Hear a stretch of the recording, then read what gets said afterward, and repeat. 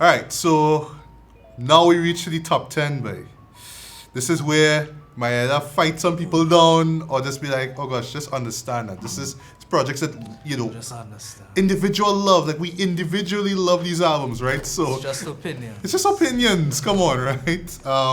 So yeah, so for this top 10 here, Jared, I really had to think about the ones that the albums that just really resonated with me, that just had sounds and lyrics that just played around my brain when I should be doing my work and whatnot. You know what I mean? Like those songs that just really got deep intimate, right? So it might be your top 10, but I mean, that's what the comment section for, right? To write down what your top 10 is.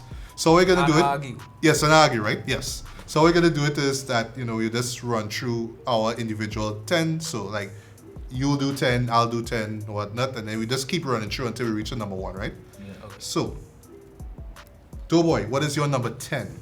My number 10 is J. Cole, 2014 Forest Hill Drive.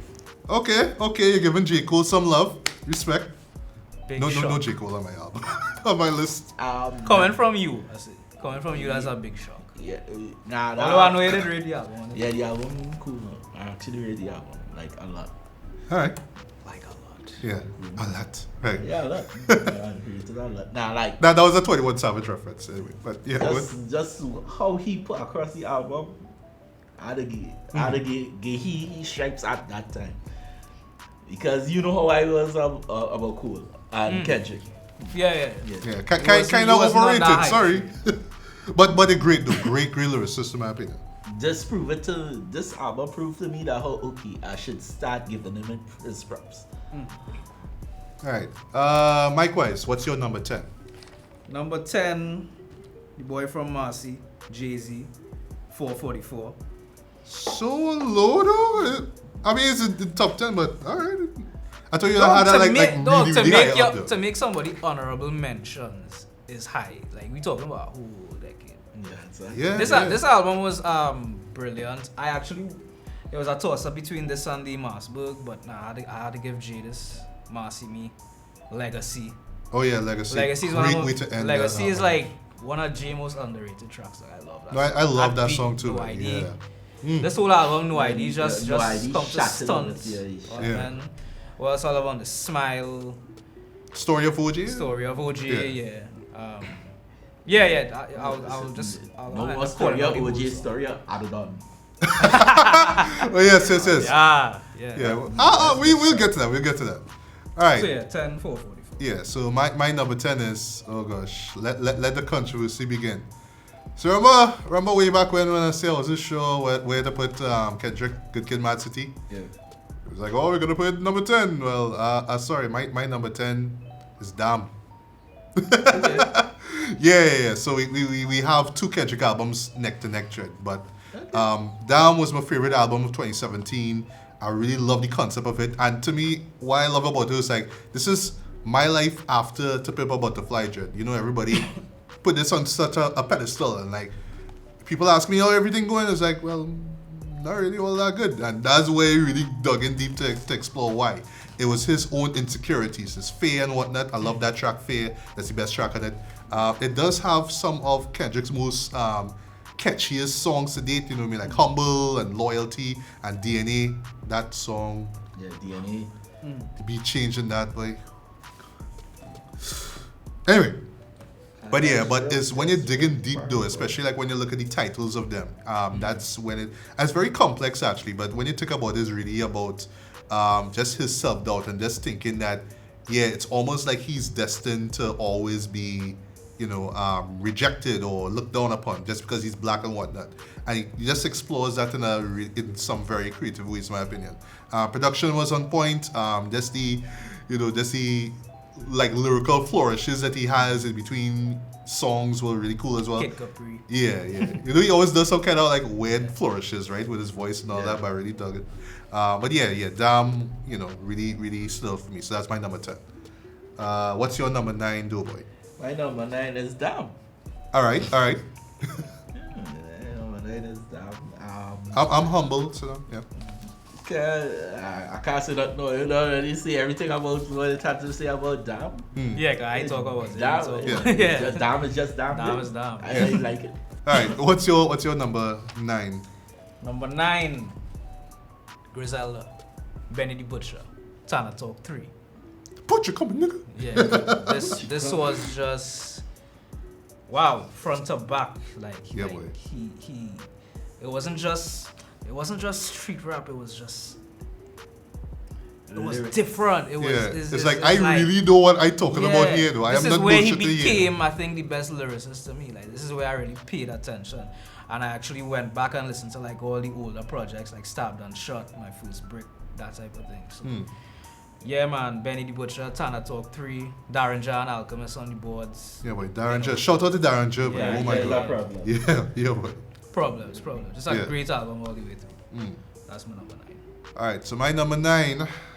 And just keep in mind, folks, I really wanted to put my favorites of each year onto this, right?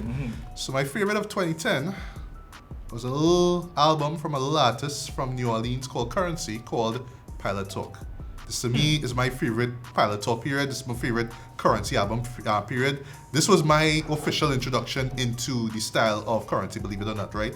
And then from there, I just went back to this old stuff and just pretty much tried to collect every album or mixtape or whatever it is Which is he a has lot. released. It's a lot, yeah. I love that kind of business tactic he has, this audio dope aspect where it's just like, all right, whatever I feel like it, I just gonna drop an album. 'Cause I know my fans just wanted to know the feeling for it, so I'm just gonna drop something now.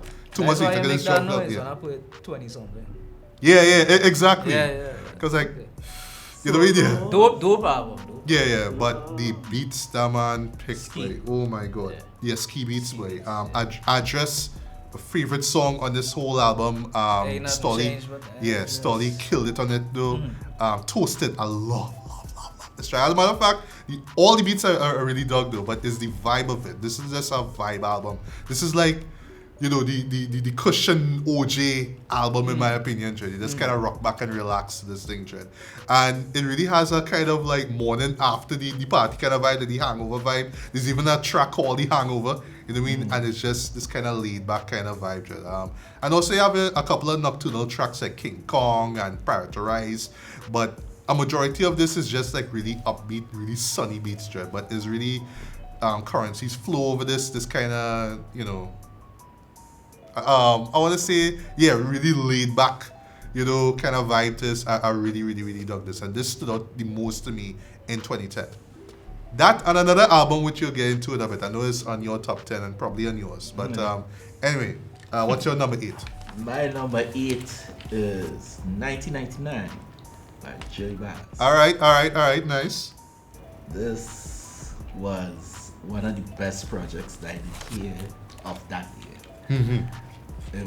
It basically was an ode to era that a lot of kids his age, because he was 19 at the time, it was too young to remember, but it just living off of all nostalgia that was in the era. Yeah. So shout out to his mom. His mom used to be playing. He used to play a lot of the old music, so he grew up on big music. Although he wasn't from your era, he grew up on the music.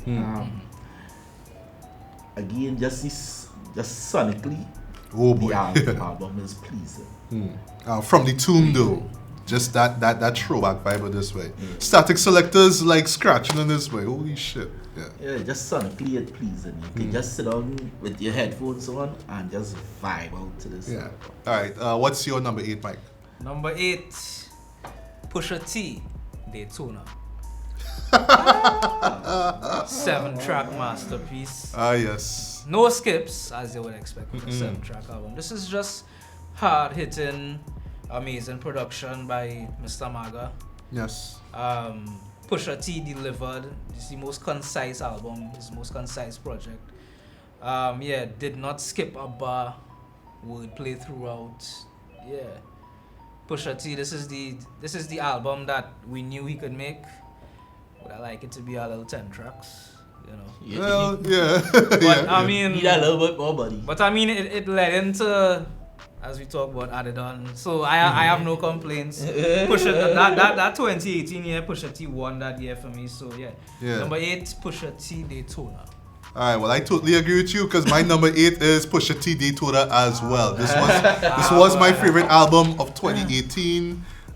It was just 24 and a half minutes of just cohesiveness just throughout, but there was no room for error in this joint. Everybody came through. Kanye came through with the beats. Pusha just came through with one witty bar after the next one, standout, rewind that bar, let me hear that again, bar after the next. So, and it just had such, well, I don't want to say it had a lot of great songs, but all of them were great. This is the games we play.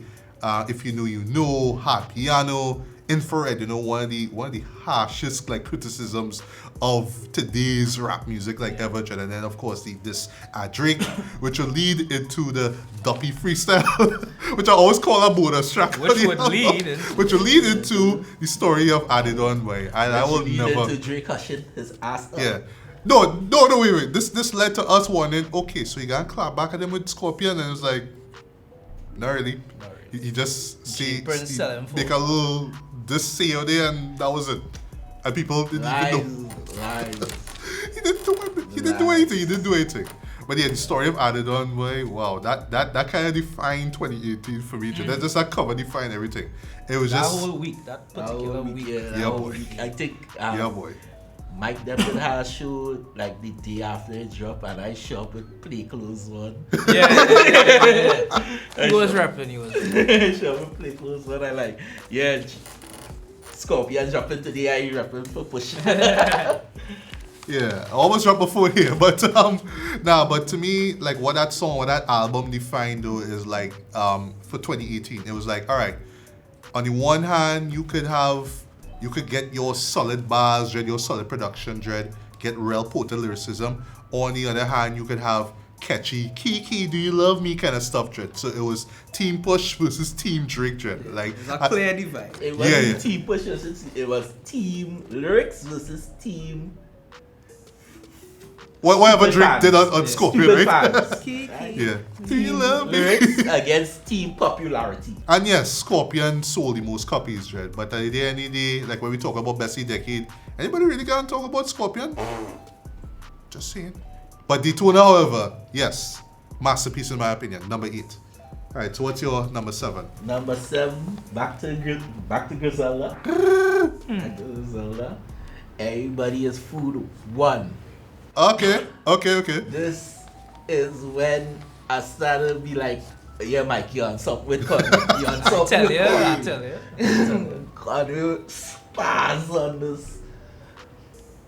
He spaz totally the like Seagull in State Prop. Diamond Jack, Dino Jam. And I really need to re-listen to those though. Holy shit. I'm relatively new. With Elzai on that was sad. Yeah, I'm relatively new to Griselda, so that's why I don't have no Griselda on my list. Sorry, but everybody has food. A little bit on a putty machine. Because Mac with 1,000 rounds. Yeah. 1,000 rounds. Yeah. A little bit. But now, everybody has food. He come basically chomping everybody head up.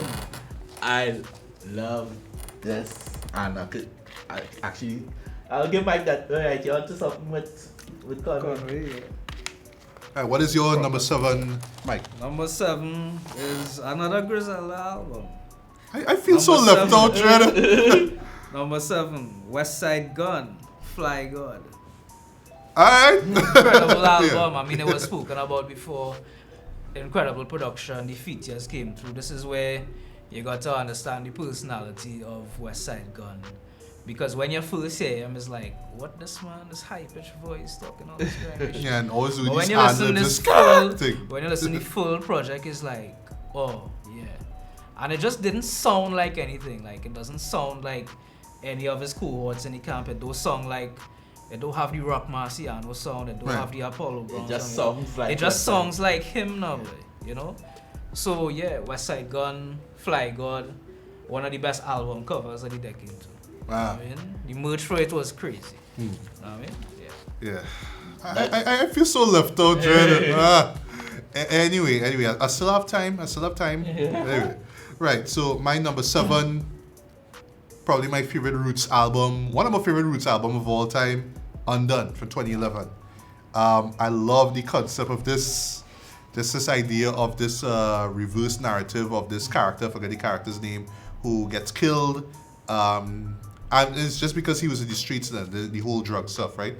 And you're just seeing like everything kind of like reversed. So he's seeing like what led to him, being part of his life though. So it's like a really like sad and kind of like brutal commentary, Dread, on this like inner city life, Dread. But its production and just the lyricism really make it work though. It's a really short album though, like compared to other Roots albums, but it's what they did with that short space of time. How deep they went into it, how moody it felt. It really felt kind of dark and chilly, every time you hear it. Just had so much great tracks in this. You had Sleep, you had Make My, which had a great verse from Big Crit. You had Lighthouse, one of my favorite songs off that album. You had Tip the Scale, which I really love. And yeah, it was just the Roots just doing what they do best, right? Even though they were doing the whole what show they on? This Jimmy Kimmel, right? I think it is. Yeah, Jimmy Fallon. Yeah, Jimmy Fallon. Sorry. And yet they were able to craft this album. I think that's the reason too. Like they would challenge themselves, like, okay, what kind of tracks or the length of it, like how short can we make these tracks? And they managed to pull it off for this though, while telling this really profound and kind of existential story. Like, okay, this whole product of my environment. Let's explore that for a bit. So yeah, Undone. Totally love this album. All right, what's your number 6?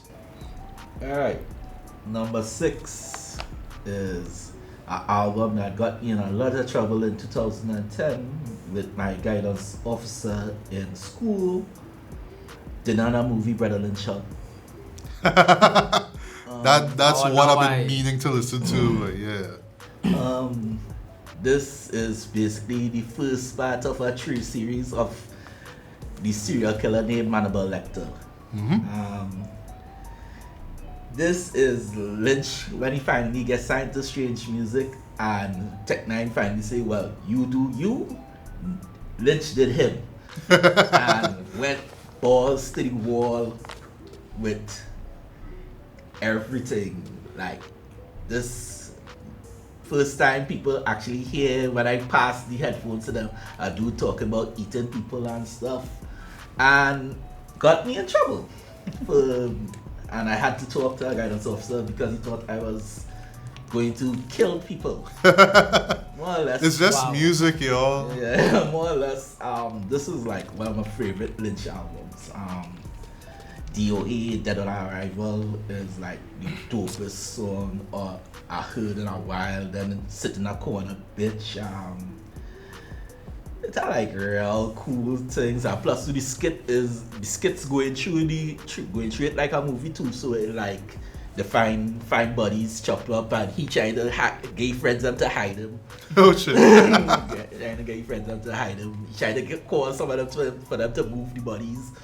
So if you're into horrorcore, check out that. Yeah, I need to listen to that though. What's your number 6? Number 6 is an album you just talk about, The Roots. Undone. One of my favorite albums from them. I just loved how the sound of it was very gritty, kind of grainy almost. Yeah, they had a different sound of it. And yeah, you mentioned two of my favorite tracks, Lighthouse and Tip the Scale. Yeah, the narrative of it was brilliant. Black Thought was on form. The guests too were amazing. Although I'm not too sure of the names of the singers or the different songs, but I know Fonte was amazing on it. Yeah, Bilal had a first, sorry. yeah. So brilliant album. The Roots, Undone, number 6. All right, my number 6 is touted by Billboard. Although I had to read a little bit into it. Billboard staff hailed this as the best album of the decade. Kanye West, My Beautiful Dark Twisted Fantasy for 2010. This album was great. This was to me like the last true masterpiece from Kanye Dread, and it was everything about him. We talked about it when we did the retrospect review of the College Dropout. That will be on the BSB to Bailey podcast. I'll put a link below.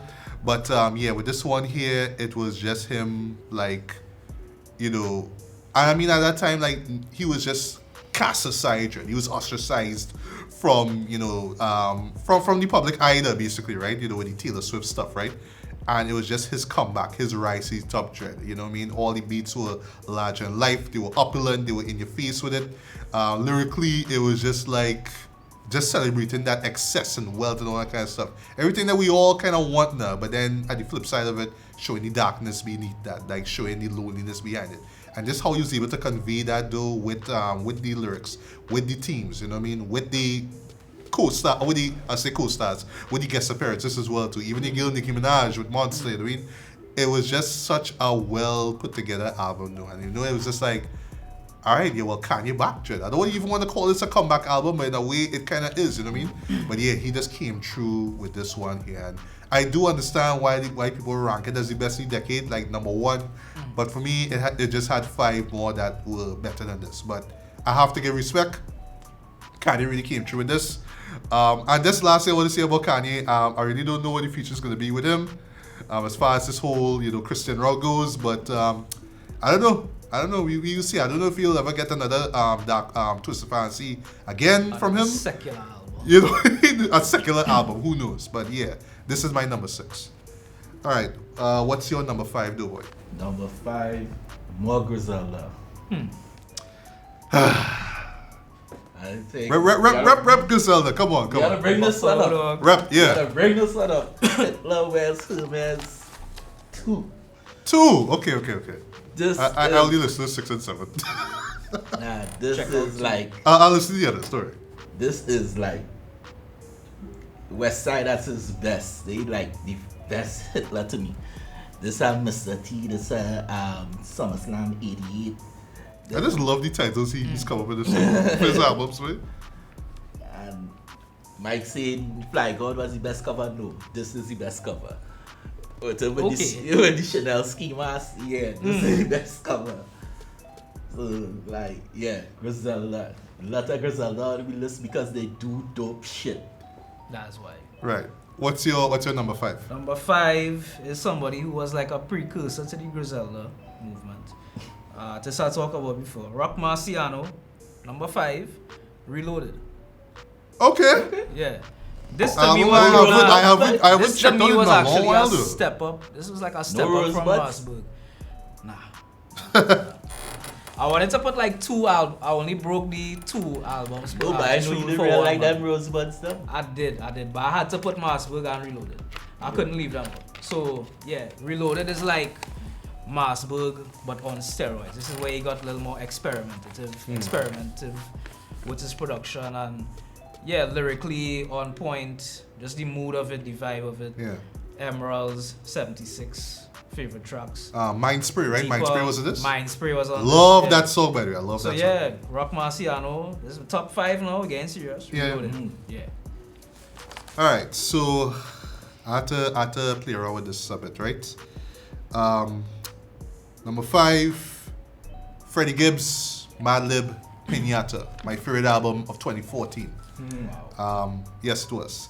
This was, once again, like this sonic marriage made in heaven, Dread. It was Madlib coming up with these blaxploitation-like beats, and it was just Freddie Gibbs just being as cocky and cold-blooded and just like, I could give 2 fucks about what you think, Dread, just all over this album, Dread.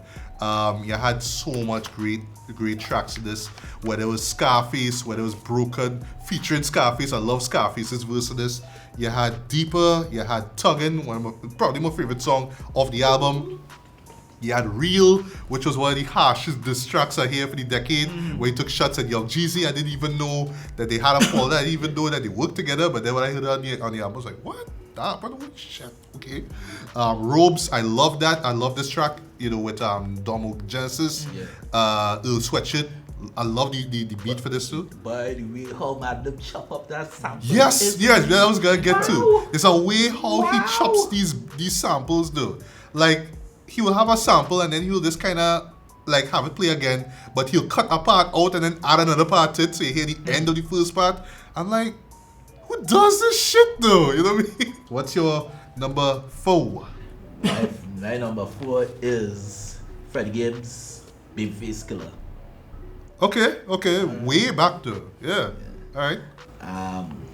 This was ill. That whole mixtape was, I'll show like real, I bring that up to real people like, yo, listen to this. Yo, listen to this. And like, now how a good bit of people that know me know about Gibbs through that mixtape. And just what he do on that mixtape, I know something great was gonna come out of the whole process, because that mixtape was a real dope mixtape. You know, it was something special. Yeah. Like after, And you hear like hard. We had. I want to know whatever happened to the producer. February 14th for that, but yeah, he needs to get back on his shit. Right. That beat was dope. The weed song with Crazy Bone. Well, the Babyface Killer title track. It are like real slaps on it. Right. And that was, well, it had other prior Freddie to that I know, like Cody and Hell and stuff, but this is like where he stand. Right. Okay. What's your number 4, Mike? Number 4, Kanye West. My Beautiful Dark Twisted Fantasy. Ah, yes. Yeah. Can't fight this album. The production on this Mike does real immaculate, this album. immaculate production. Yeah, immaculate. Guest features. I mean, Rick Ross on Devil in a New Dress. Oh, yeah. Jay-Z on So Appalled. Pusha T on So Appalled. Them kilos came. We gave you Bobby Brown Joe. Yeah. Play game. Yeah. What was? I mean, we could just talk about. Dude, Chris Rock on that. Chris Rock on dude. that. Yeah. This is a brilliant album. Brilliant, just incredible songwriting, incredible production. That's really all you need for a great album sometimes. Yep. You know? Yeah, So yeah, agree. Kanye West, number 4, My Beautiful Dark Twisted Fantasy. You started the decade so good. I know, right? You see? Nah, he Vision, found, though. It is the vision. He lack of vision. Sorry. he found Trump and God. You know? Yeah. You have to wash away Trump so you found God. Whatever. Right. Number 4. Speaking of Jay-Z. 444. Yes, ironically, it's number 4. Alright? Right. But why I put that so high though is really the significance of the album, right? It wasn't just, oh, it's the 13th album from Shaw Carter. No, it was just like everything was leading up to this moment, Dread. It was like, yes, I'm older now. Well, he just turned 50 actually, you know, happy belated birthday. Belated. Yes, I mean 50. And just to touch on that though, to me, what I like about this the most, like, just thinking about, oh, he turned 50, and yes, I listened to the album on that day actually, well, I think it was on Wednesday, right? Just the mere fact that this might be his last album, no. I don't think it will be, because I would love to see Jay-Z in his 50s still spitting ill shit, but if he wants to just bow out and just do other things, like, yeah, this is the album to do so. It would have been a good bow. Yeah, this would have been a great album just to move on with, right? The production from No ID, from top to bottom, was great. Just the sentiment, the thought that was put into it, you know what I mean? Just how he's this guy looking back at his past, where he is right now, you know what I mean? Him being having to be more responsible. Like, you know, I love Smile, sorry. You know, his tribute to his mom, you know what I mean, all that stuff. The story of OJ, which at first I was a little kind of like, okay, this rich nigga, broke nigga, you know what I mean? Like, the hook didn't really wow me at first, but the more I got into it, I was like, all right, I get it. He's being ironic. Get it, right? Yeah. The music video was fantastic, by the way. I love that. And just lyrically, though, like, it was potent, you know what I mean? It wasn't like just a bunch of words he was cramming into like a line, but it was just what he was saying with each and every bar, and I love that. You know, Marcy Me was a great song. The production behind that was beautiful, in my opinion.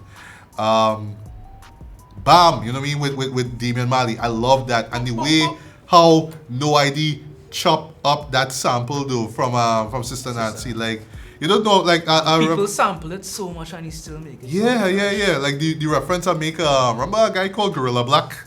Yeah. When he came with Compton, I had that. Black, where you from? You're right, but the way how No ID chopped that was like He He taught and put it into, like, holy shit, that was crazy. But really though, why I say this could be like the album to bow gracefully too is the final track, Legacy. Such a beautiful song, but such an emotional song. Just the sentiment behind it, you know what I mean? Like, yeah, I could leave this behind for my family and their family and whatnot. Just such a beautiful song. And overall, this is grown man rap at its finest. It's like, all right, I'm at this level here, guys. I'm talking to you youngins, talking to my old fans here. Like, think about organizing all your finances, like, think about, like, what you're going to leave behind for your family, you know what I mean? Stop and you putting did money good. to Yeah, exactly. Like, stop showing it off on the gram and whatnot. And it was just done in a very intelligent way, Jen. It really showed Jay-Z at his best. And I forgot to mention the standout, of course, 444. Wow, boy. Wow. Such a gut punch where you could tell. Sorry for the horn.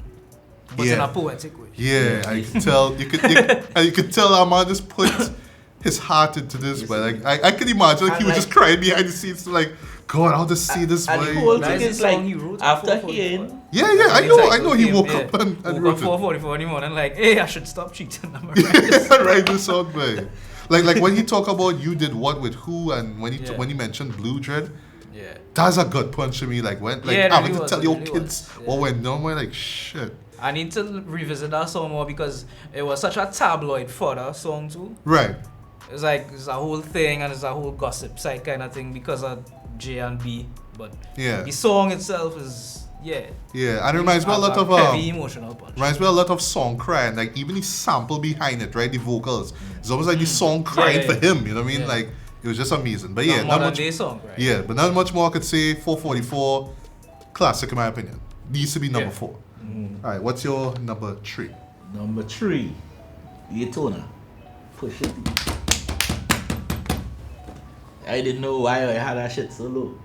Because number 8, not bad. Because again, Pusha put across the flawless album. Yes, he did. It was immaculate.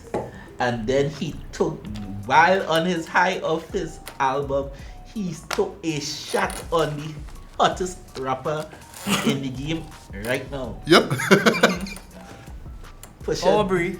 Yes. Pusha had an awesome year with that time. And as what you say, the beats Kanye actually, because the album did already finish, and Kanye just watch Pusha T and say, I can make this better. And then went back and they reproduce everything. Right. Even his verse though, and what would be do I love though, especially when we start somebody whoop, scoop, whoop de whoop. You know what I mean? Like, am I too complex for complex con? Like, oh gosh, like I just love that intro. I really stopped caring about Kanye after Pablo. Oh shit. Okay. Thankfully he didn't spoil this album. Like now in life as Kanye come on, my ears are just mutey up. Like my even the good albums? Huh? Even the good albums? Nah, the good albums I can listen, but like from Jesus, from the time I hear things, my body just build that. Anyway, let me get Pusha. Pusha. Yeah, we talk about Pusha. Yeah. Pusha, Infrared though, holy shit. Yeah. Infrared, he pick a piece, and the funny thing with Infrared is the whole Aubrey again thought that was the punch, no dog, that was the setup. Yes. That the jump for him to open up for him to hit you the right. That the setup. So he come with his little duppy and and sent invoice and thing. He sent invoice and he finds them on Twitter. Yeah, push a whom.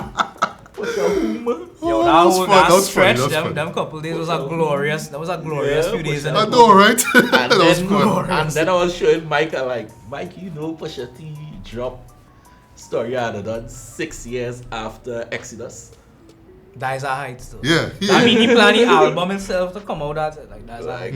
So that's like 6 years. Yeah. Like, yo, this dude was planning this on a different level. Like sociopath level of you know? Nah, but that's scary. What I wish though is that we got surgery summer though. Or I think that was the surgical summer. Yeah, I wish we got that. I wish Aubrey did respond with Like that he J-Prince said fault. he had. J-Prince He had fault. nothing. He can say whatever. He had nothing. He had no shots because, or you know how petty Aubrey is. Yeah, yeah. J-Prince could have say what Aubrey was. If he had a shot, he'd have Yeah, fired but that J-Prince shot. is a serious man. Like, No. you don't say no to J-Prince. just- No, I'm not saying me, but we know how J-Prince petty. is- We know how petty the man is. Yeah. The man petty. Yeah, but he petty when he know how to be petty. He ain't gonna be petty for everyone and everybody. Rise it. Yeah. No, push. I show him now how watch it. Dread it. Layers to the shit. Yeah. Peeling this Peel it back layer by layer. Peeling this thing back like an onion, G. So you know that's why it's had the rumor what he was offering men that 10K to wherever skeleton they could have pull up. Yeah. But anyhow, back to the album. Yeah. It was a good body of work and Kanye and for Kanye to drop Right after Right that, like, after that. ugh. that was Back a little on the subject of Daytona. Cause I know I say I could have do with a couple more. What you feel about it like? remember Do you like feel like you could have get 2 or 3 more No. songs or you good with that 7? I good with that song because Good with most that. of them classic albums and that I like the Fix and stuff. It's like 12 albums. The Fix is 12 and It's like what? Not 40, 10 42 minutes songs or or- what? the Fix is 10 songs. yeah 10 Yeah. songs They have the intro and outro, the intro and outro. which is just piano. Yeah. Yeah, so 9 songs basically. El Massive Right. was 9 songs. 9 songs. With That the- was it. So it built within that region. But we have no fat here. It's just body now. Just Yeah. body. Yeah. Proper. Yeah. So with that is just like, all right. Shy ain't beat around the bush for you to say, well, you know, I like this song, but this song could be on the album. Yeah. Yeah, Pass. So Like he I said, just- no room for error with this. Yeah, one. it was just, as I say, they just scrape off all the fat and hit you pure. To meat. be real, yeah, technically, the 2 songs I was asking for, you got them because Sociopath that dropped this year with Cash Doll and the one with Lauryn Hill was But- on Daytona, you know. That Oh, could- serious? Yeah. So it's but- like I still get the Alright, extra 2 so, songs, okay, but Sociopath ain't fit the album. that is thing. So it's like I asking for the 2 songs, but it's like in all honesty, the 7 probably thinking about it now. The 7 probably, yeah. Okay, okay. I good with that 7. Yeah, but good pick for number 3 though. One like, yeah. Right. So what is your number 3? Number 3, I have this real high, or they go fight, man. Kendrick Lamar, Good Kid, Mad City. Okay, so high. All right. Please Yeah, explain why yeah. so high. I just listened to that album so much. That's a good excuse. Like, when it came out, I was just like, he brought back that. Remember, this is 2012. Mm. This is not now where rapping a different place from back then. This is Yeah. 2012 where I felt like the art of making a cohesive album, not just a cohesive album, but an album that flows as a story, was lost. And then Good Kid, Mad City is actually influenced by the narrative because the narrative structure is out of order. Yes. And that was influenced by my favorite movie of all time, Pulp Fiction. Ah, okay. I see. And so apart from those things, I mean, song for song, Sing About Me. Yeah, wait. Just that beat alone, boy. My goodness. This song that, oh god. The one where he say he was in the car listening to Jeezy, the storytelling song. Backseat. What is it? No, not backseat. No, No, Backseat the Freestyle, art of peer pressure. The Art of Peer Pressure. Yeah. I believe I forget the title. So. I love But how yeah, it ends though yeah, with yeah. the I make a right, Shireen. make a right, Yeah, and yeah, make yeah. another left here. Shireen and the skits and all brought it together. So Yeah, it was yeah. a breath of fresh air at the time. Oh, and even the whole VHS tape thing that the sound effect that you hear in the background though, like I love that. And then yeah, thematically, it's they like have this attention to yeah, detail. like thematically, it's like the cycle could start back again because well, the album ends with Compton, which could very well be like the end credit music. You hear like Kendrick going back out, so it's like the cycle begins again.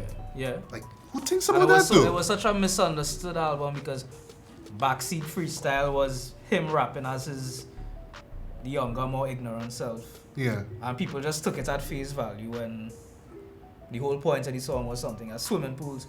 A lot of people listen to swimming pools as like a kind of drinking song. Like a party song. Like, no, that's we not the gonna turn point. up pour in swimming pool. Yeah. No.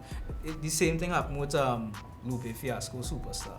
All them Yes. fashion shows used to have that. All them local fashion shows used to have Superstar. Yeah, cause the beat, right? How it ain't about that. It It was literally is the anti-song. anti that. Yeah. So it's the same thing with swimming pools and the song. So yeah, just and apart from that, the vibe of this, I was watching a thing with the mix engineer Ali, where he talked about the vibe he wanted to create, this kind of dark, ominous. You know, it not depressing, it's not scary, it's not violent, but it's a kind of black cloud over your head when you're listening to the album. And I think, yeah, they did that brilliantly. Production-wise, brilliant. Songwriting-wise, Kendrick, well, I would say though, Kendrick is not the best MC, best pure lyricist. I think people try to put him on that pedestal with this album. I think his strength is his overall songwriting. His concepts are amazing. And yeah, to me, number 3, one of the albums of the decade. Alright. Good Kid, Mad City. Yeah. Going with the mainstream pick. Yeah. That's a good pick, bro. That's a good pick. Alright, so my number 3. Tribe Called Quest. We got it from here. Thank you for your service. 2016.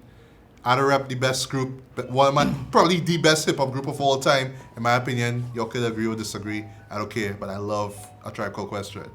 And if you had told me in 2016 that they were gonna have a comeback album, that they were gonna be, as in everybody here, as in with Five Dog, rest in peace of Five Dog, they were going to make an appearance on Saturday Night Live and whatnot. Grammys, all that kind of stuff now, you know what I mean? And I'd be like, really? Like, yeah, I thought they don't do music anymore, you know what I mean, all that kind of stuff, but okay, they're back, all right. And then I was like, all right, I was waiting for it to come out, and then got the news about Five Dogs death, and I was like, holy shit, you know what I mean? And I mean, personally, as a fan, I always wanted to meet these guys. I always wanted to meet them in person. I mean, their music have pretty much influenced me, changed my life. I know it's kind of cliche, but it really did, right? So when this album dropped, I was like, all right, well, Five not here, so what's gonna happen? And what I loved about this too is that they didn't dumb their song down to please the masses. It was like every bit what you like about them, but just updated, just for 2016 basically. It was the kind of jazzy, kind of quirkiness about the sampling and the music production, all that kind of stuff. Lyrically, not the best out there, but you could tell they were having fun. You could tell they were trying to make a point. And just the cuts where they were paying tribute to Five Dog as well, you know what I mean, like Lost Somebody. They got a little political here, you know what I mean, like We the People, love that song slaps actually. And This Generation, which I love. That's the This Generation, you know what I mean, from Passy Dutchie. I love that. And the beat that supports it, totally love it though. And it was just them just being veterans and saying, here's what, this is gonna be the last one, this is gonna be the final one. It's funny too because, well, Q-Tip was supposed to bring out the last Zulu. You could tell that he takes some of his beats and kind of rework it for this. You could tell. Nothing wrong with that though, but I was really hoping to hear another, Q-Tip album because I love the Renaissance. That was my favorite album of that decade in my opinion, the 2000s. Totally love that. But yeah, just seeing the band back again. Jerobi back, you know what I mean? Like, what the hell? Like, Jerobi do? Consequence together. Long time ago. Yeah, boy. No. Jerobi left because he was not getting enough shine.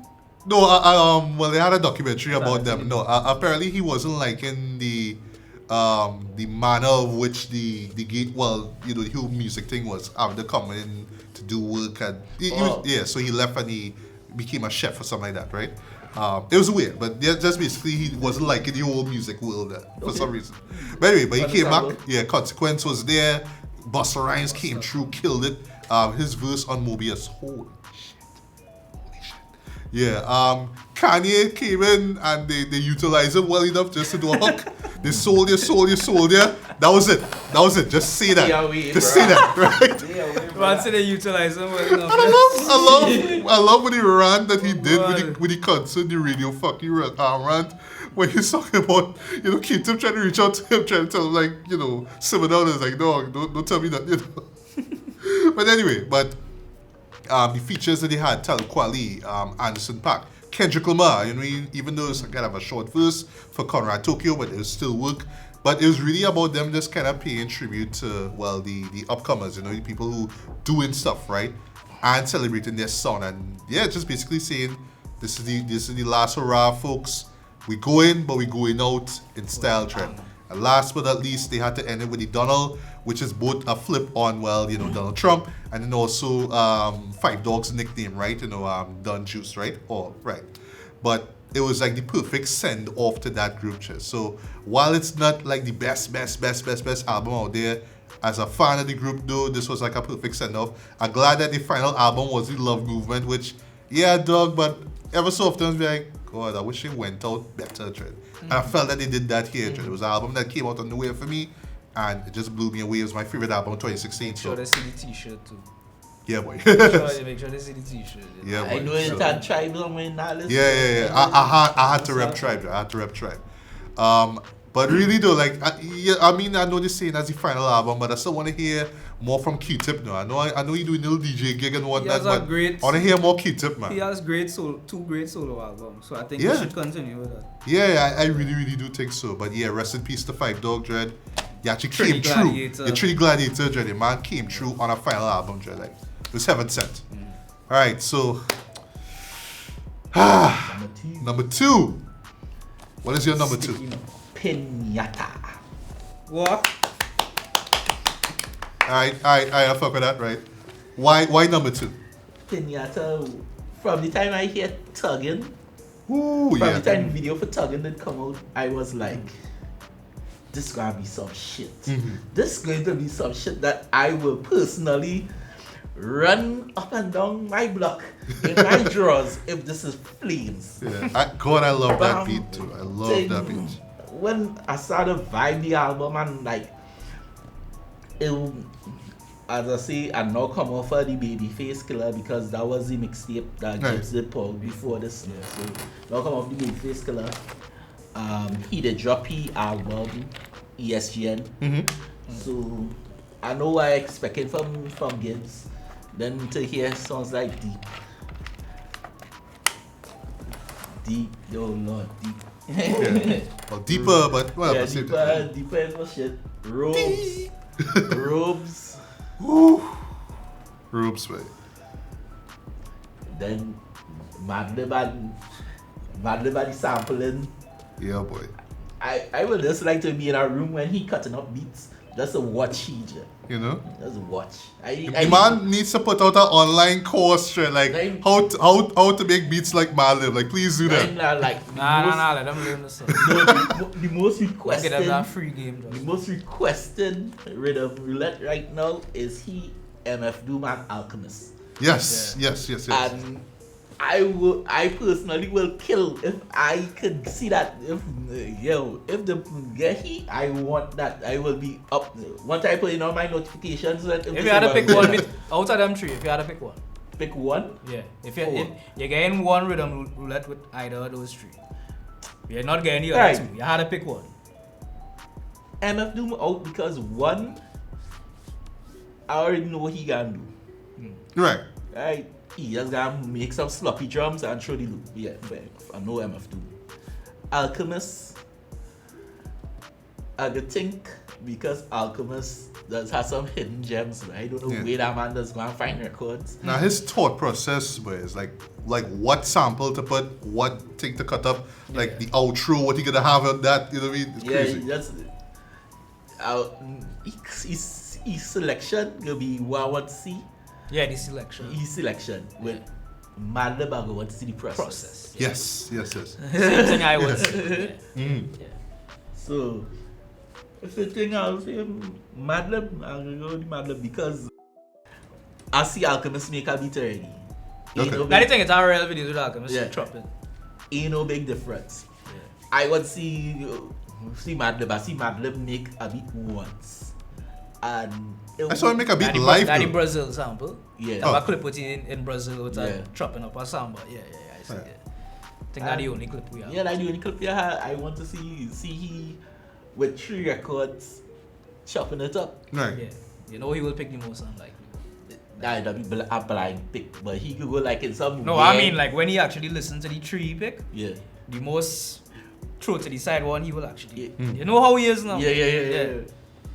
But again, yeah, Madlib on the beat, Freddie, just going in, and the features that he had on it, like it was ass, because like real people does hate on high. I love high. No, it's Danny Brown's delivery on this too. He hold delivery because the beat going smooth and then he can be. Yeah, like what? But it works though. It works. Yeah.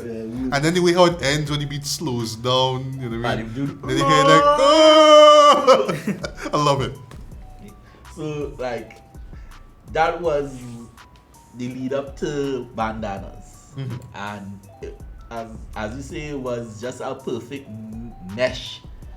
I don't think Madlib should really be guessing like, well, yeah, I have a hope that MF Doom come back for me to do an album. No, you have Fred. Yeah. You have Fred. You and Freddy making dope shit. Keep it that way. Because MF Doom is a weird one. He's like, you know, him show up for shows and things that he's a bookie for. He's eccentric. He's not eccentric. He's just weird. He's an introvert. I would like to hear more music from Doom this day. Yeah. That's the only subject of Doom. Yeah, I could really do it a new Doom album. Yeah. Even if it's something like what you be doing for Adult Swim. Right. Yeah. Something. Yeah, some vintage Doom. Alright, I might. Yeah, so that you mean your 2? Yeah. No. Right. That's number 2. What's your number 2? My number 2. Shock us. Second place. When you told me to do a list of the best projects of the decade, 1 and 2, I would say, was already set in stone. Number 2, album we just talked about, Freddie Gibbs and Madlib, Pinata. Okay. Yeah. Okay. I had a mind to put this one, but I can't put it one. Okay, let me try and talk about things that Doe didn't talk about. Basically everything Doe say. The rapping on this was amazing. I think this is the album where hip-hop purists took notice of Freddie Gibbs. And that is simply because they will not give a rapper who killing it over trap beats or modern production. They could be killing it all well. Like, nah, we ain't want to hear that type of song. When they hear him over these loops and these samples, it's like, oh my god, this is fucking, like, no, the man always had it beat. He always had it. People act like he stepped up for this album. Yeah, no, like he's doing triplets now. He could do triplets years ago. Come on. Yeah. Right? So Gibbs, when I hear songs like Thuggin', Shame is one of my favorite songs of the decade. Real, Robes, Scarface, the track with Scarface. Bombs. Oh, you know what? A song that we didn't mention here, a song I really love though, beat-wise and lyric-wise, Uno. Number one with the bullet. The vibe of that though, I love that. Brilliant album, a great piece of work. This is like decade-defining music. When I look back on this decade, this is one of the. This is what struck in my top 10 too. What are the first albums gonna come to mind when I think back on this decade? And without a doubt, Pinata is one of the first that will come up in my head. Brilliant piece of work. All right. I wanna hear the sequel to Bandana. I hear they're doing a sequel to Bandana. Yes, I think did they're calling it Montana or something. I don't know when that gonna drop, but yo, probably in 5 years. Who knows? Yo, they actually worth the wait. They would, cause Bandana was well worth the wait. And to be real with you, I could live with Bandana and Pinata for 10 years. Don't take 10 years, but I could live with it for 10 years. Easily, One thing though, it's kind of funny that the title track wasn't in the final cut of the album. It's kind of weird. Bandana with Assassin. Bandana. Yeah, it's kind of weird, but right. My number 2. So we call the artist out already. His name is Elzai, right? Ooh. And he had a project back in 2011 that blew my mind. I didn't know it was possible for him to step up like this? Because I always thought that he was just the guy that they just brought in for Slum Village when J Dilla decided to leave and do beats. There. Like, he was just that guy. That was my introduction to Elzai. But I knew after that he put out other stuff, right? I got to it after I heard this. From 2011, Elmatic.